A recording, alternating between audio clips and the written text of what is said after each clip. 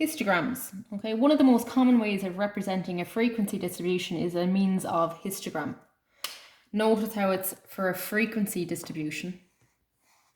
Okay, normally when you do a bar chart is done just for discrete data, which means you have a finite amount of numbers within the grouping. Okay, histograms are very similar to bar charts, but there's some really important differences. There are no gaps in a histogram. Histograms shows continuous data. I'll explain what continuous data is when we start looking at the information. So for instance, a continuous time interval between 0 and 25 minutes. So it's showing a grouping of time from 0 to 25 minutes. Whereas with a bar chart, there are individual times, like, I don't know, 1 student, 2 students, 3 students, 4 students. It's a definite amount of people.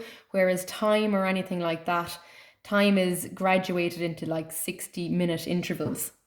So, or 60 seconds if you're talking about individual minutes. So for time, it can go from 0 to 5 minutes, 5 to 10 minutes. Okay, it's a grouping of time. Whereas with a bar chart, you're always talking about individual people or individual numbers of things. It also talks about the area of the bar represents its frequency. Okay, so they're the main differences between bar charts and histograms. Bar charts have gaps, histograms do not have any gaps. Bar charts talk about discrete data, which are things that have positive whole numbers. Continuous data is where the information is grouped between intervals of time usually. And the area of each bar represents the frequency, whereas in a bar chart, that's not the case. Histograms may have equal or unequal class intervals, whereas with bar charts, all of the bars had to be the exact same width. For our course, we will confine our study to histograms with equal class intervals. What I mean by that is the bars are always going to be the same width, whereas if you were to do higher level leaving cert maths, maybe you wouldn't have to have equal class intervals. They might be unequal. Okay, you are going to grab your notes copy now, and we're going to just take down a few sentences based on what we've highlighted, and I'm going to do one example from your book, which is on page 307. Okay, so taking out your notes copy, your title for this is just going to be histograms.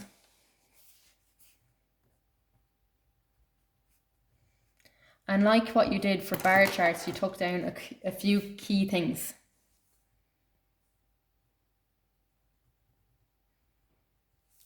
Okay. Shows frequency distribution.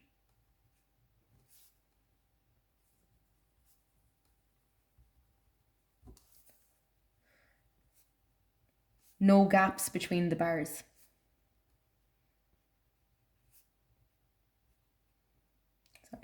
Between the bars. Shows continuous data.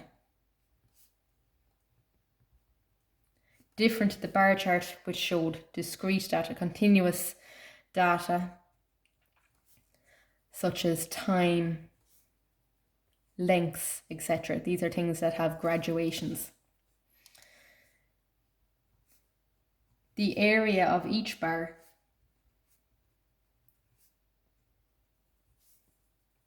represents the frequency.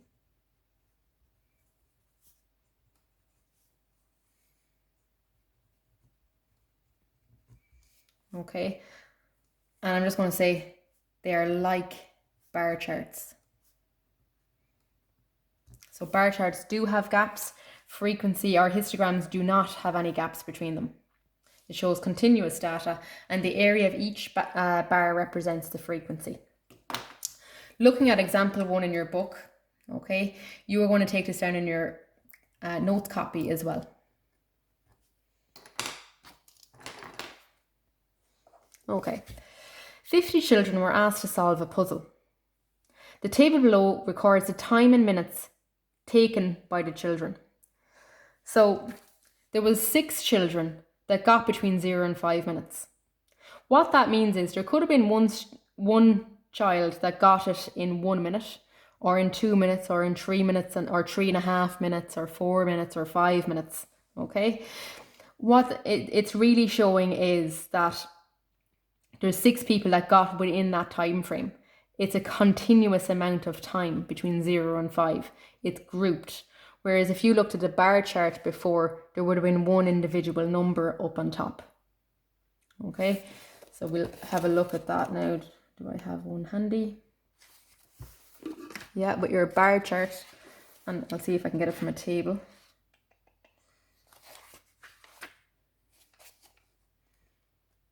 No, it doesn't. Okay, but I'll show you from this table here. There is gaps between it, but they're individual time frames that you've been given. You've been given all the information. Whereas with this histogram, the table is very different, and it's between a series of time. So between 0 and 5, 5 and 10, 10 and 15, 15 and 20 and 25, 20 and 25. It says, note, between 0 and 5 means all the values from 0 up to, but not including 5. Okay, so if it was like 4 minutes and like 59 seconds, it goes in here. But the minute or the second it gets to 5 minutes, you're counted in the second grouping. This is up to 10 minutes, but not including 10 minutes. So 9 minutes, 59 seconds. But once it gets to 10 minutes, you include it in the next grouping. And you do that for all of them. All of the groups have the same interval of 5 minutes. This is what I was talking about of it being, that means that each interval has a grouping of 5 minutes. So from 0 to 5, 5 to 10, 10 to 15, and it's equal intervals. The horizontal axis shows the time, and the vertical axis is labelled for the number of children, like the frequency, like you did for the bar chart. So what you'll need to do in your example is take down the actual table itself. So you've time and you've number of children. And it goes from 0 to 5, 5 to 10, 10 to 15, 15 to 20, and then 20 to 25. There was 6 children in the first one, 10 children in the next one, 16, 12, and then 6. Okay, so that's basically your table done. If you want, you can do the vertical lines if you want to make it nice and neat, which you can do. Now, when you do a bar chart or any histogram or any other diagram, you need to use a pencil to do it. Okay, it's not good enough to do it in pen, because if you make a mistake, you can't rub it out. Tipp-Ex, you're not really meant to use it. So that's what you need to do. Give yourself enough space on the page in order to do this. So the frequency is going to go on the left-hand side, and I need to get up to 16. Now, it doesn't matter how tall it goes, but I'm just going to draw a long vertical line for this. Okay, and I'm going to start maybe every 4 to get 16 maybe. So 0, 2, 4, 6, 8, 10, 12. No, that's not good enough.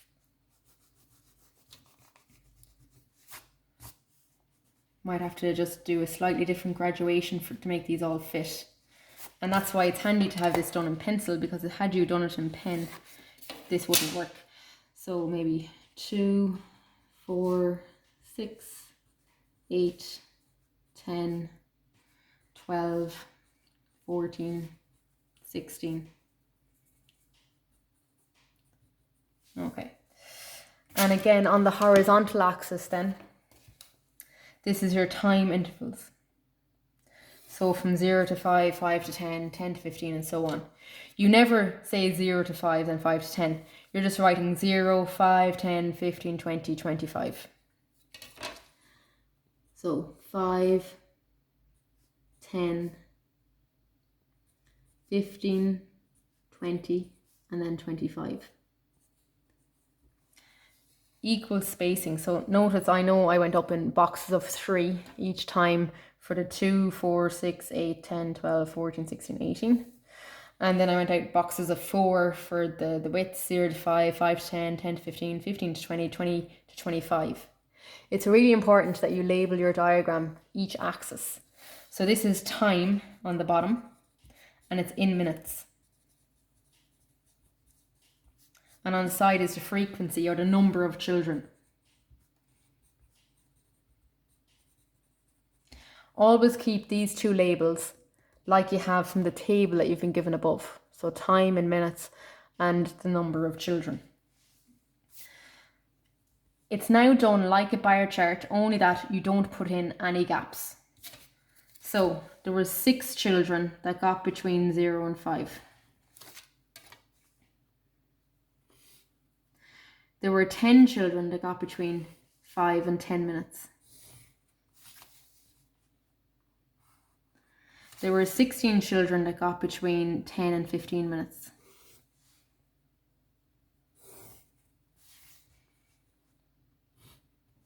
There were 12 that got between 15 and 20. And finally, there were 6 that got it between 20 and 25 minutes. So as you can see, the histogram is complete. There are no gaps, everything is stuck together. And the reason it's stuck together because it's continuous data from 0 to 5, 5 to 10, 10 to 15. So it could be anywhere in between 0 and 5 minutes that these children completed, that these 6 children completed the task, and so on. Okay. For class now, you're finished with your notes copy, you can take out your normal copy now. But in class, you're going to practice histograms and pie charts a little bit more. So just in your copy, on page 305, this is going back to pie charts, you're going to do question 7